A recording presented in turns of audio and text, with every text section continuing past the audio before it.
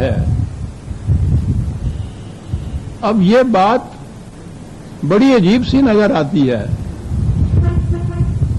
کہ مسلم لیگ یا قائد اعظم اور اقبال بھی اسلام ہی کی خاطر یہ خطہ زمین حاصل کرنا چاہتے تھے، اور یہ علماء کرام حضرات بھی اسلام ہی کی خاطر اس کی مخالفت کر رہے تھے۔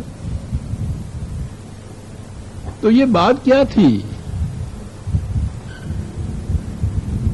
جیسا کہ میں نے عرض کیا ہے اور اس سے پہلے بھی کئی دفعہ یہ پیش کر چکا ہوں کہ نہ تو ہمارے ہاں تحریک پاکستان کی کوئی مستند تاریخ مرتب ہوئی ہے، نہ قائد اعظم کی ایسی سوانح حیات تھی کہ جس سے یہ نظر آئے کہ یہ باہمی تزاحم یا تصادم یا مخالفت یہ کیوں تھی۔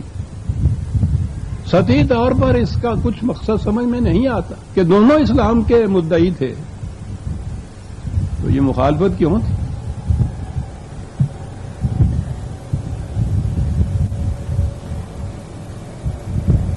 میں اسی کی بنیادی وجہ پیش کروں گا، اور یہ میری شنید نہیں، میری دید ہے کہ میں اس جنگ میں خود عملاً شریک تھا، اور علماء کرام کے مقابل میں مسلم لیگ کی طرف سے جو ایک محاذ قائم تھا اس میں بیشتر اور عملاً حصہ میں نے ہی لیا تھا۔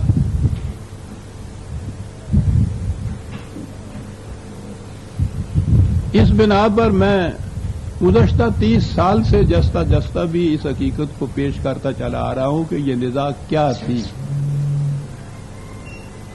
اور اب تو شاخ خزاں دیدہ کے پتے کی طرح میں سمجھتا ہوں کہ شاید ایک آدھ کے سوا میں ہی ایسا رہ گیا ہوں کہ جنہوں نے ان چیزوں کو اپنی آنکھوں سے دیکھا تھا۔ بہت آگے گئے، باقی جو ہیں تیار بیٹھے ہیں۔ تو اس لیے میں چاہتا ہوں کہ زندگی کے کچھ دن باقی ہیں تو جو کچھ میری آنکھوں نے دیکھا تھا اسے تو کم از کم پیش کرتا چلا جاؤں، اور یہ بڑی اہم چیز ہے۔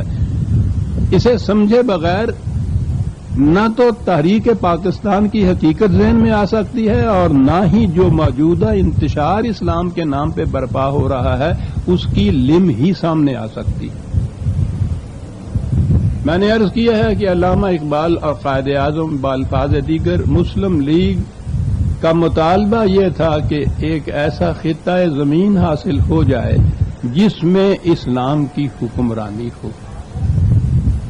وہ کون سا اسلام تھا جس کی یہ حکمرانی چاہتے تھے؟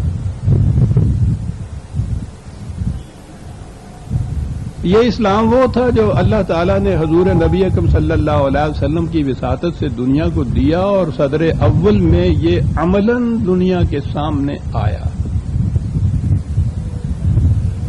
اس اسلام کی نمایاں خصوصیات یہ تھیں کہ اس کی روح سے اسلام مذہب کی طرح خدا اور بندے کے درمیان کسی پرائیویٹ تعلق کا نام نہیں تھا کہ جو چند اعتقادات، چند رسومات، چند عبادات، چند ارکان کے ذریعے سے وابستہ ہو جائے۔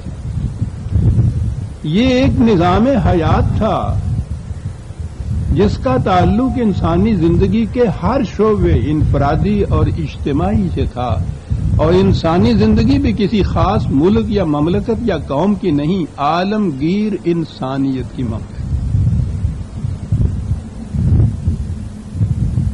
دوسری خصوصیت یہ تھی کہ اس مملکت میں یا اس معاشرے میں حق حکومت کسی انسان کو حاصل نہیں تھا، نہ کسی ایک فرد کو، نہ افراد کے مجموعے کو۔ حق حکومت صرف خدا کو حاصل تھا، لیکن یہ کوئی ایسی چیز نہیں تھی جو عملاً سامنے نہ آئے کہ خدا کو حکومت کا حق کیسے حاصل تھا اور وہ حکومت کیسے قائم کرتا تھا۔ اس نے کہا تھا کہ خدا کی حکومت خدا کی کتاب کی حکمرانی کا دوسرا نام ہے۔ تو گویا اس